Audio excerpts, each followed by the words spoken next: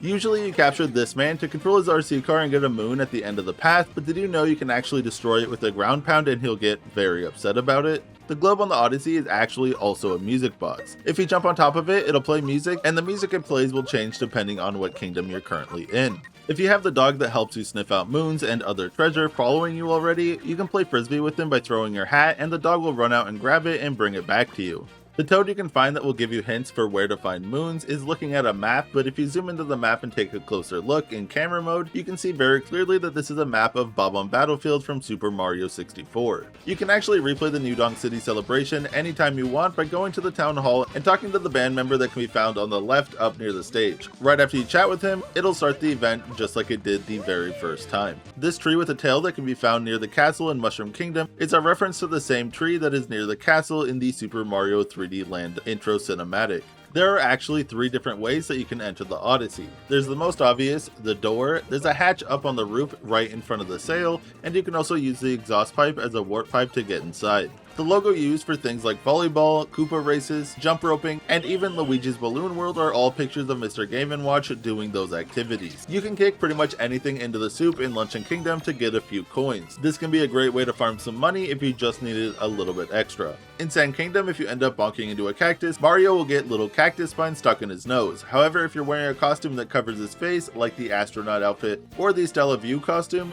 this won't happen. Every kingdom has its own temperature. Some are hot, some are cold, and some are somewhere in the middle. For example, Snow Kingdom is very cold, and if he wears a normal outfit or something more casual, Mario will shake and freeze when he's outside. But if he changes into something warmer, he'll be more comfortable. In New Donk City, there's a building where you can replay the very first level of the original Super Mario Bros. Game, and here you can find a detail that the developers added that they definitely didn't need to. Just like the original game, there's a secret block right near the middle of the level that can be activated if you jump right here. The only difference is that instead of a 1-up that you get in the original, you'll get a life up heart, which is basically this game's version of the same item. In Darkside, right before the boss arena, you can throw Cappy at this stem to get a life up heart. This can help get you through the boss rush if you're having a little bit of trouble, and it also respawns so you can always come back and get another one in between bosses if you need it. In Wooded Kingdom, there's a power moon you can get from the Deep Woods area of the map where you have to navigate through a series of warp pipes in the correct order. One really cool thing about this is that if you pay attention to Mario's head, he'll always look toward the correct pipe to tell you which one you should go in. Just like in Super Mario 64, if you head into Peach's castle and look at the ceiling, something will happen. In Super Mario 64, you'll be teleported into a level where you have to get 8 red coins in order to collect a star and unlock the wing cap. But in Super Mario Odyssey, you'll just get a star right away. If you put on the wedding dress outfit and talk to Luigi, you'll get some special dialogue where Luigi is surprised that you're getting married. Similar to the last one, if you put on the Luigi outfit, he'll have more special dialogue being surprised that there's another of him. If you look at the Mushroom Kingdom's Power Moon list and scroll all the way to the bottom, you can find what's effectively stat trackers for all kinds of things.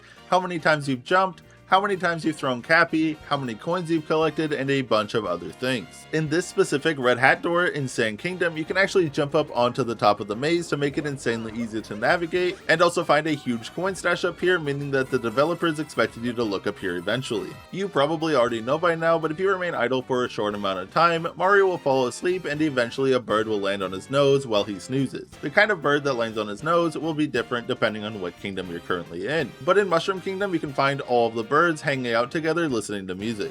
Also, if you fall asleep anywhere near the dog, it'll walk up to Mario and sleep right next to him. One more thing about sleeping Mario, if you listen carefully, you can hear him sleep talking about different kinds of pasta. If you capture Moais in the Sand Kingdom and toggle on the glasses, they'll actually start to hum music from Super Mario Bros., Super Mario World, and Super Mario Galaxy. In Metro Kingdom, you can find that all of the street names are based on characters from the Donkey Kong series, including Cranky Avenue, Squawks Park Street, Dixie Street, Espresso Street, K. Rool Avenue, and Rattly Street. And last but not least, you can find that all of the taxis have the same license plate that say 1981 and D, referencing the year that the original Donkey Kong game was released.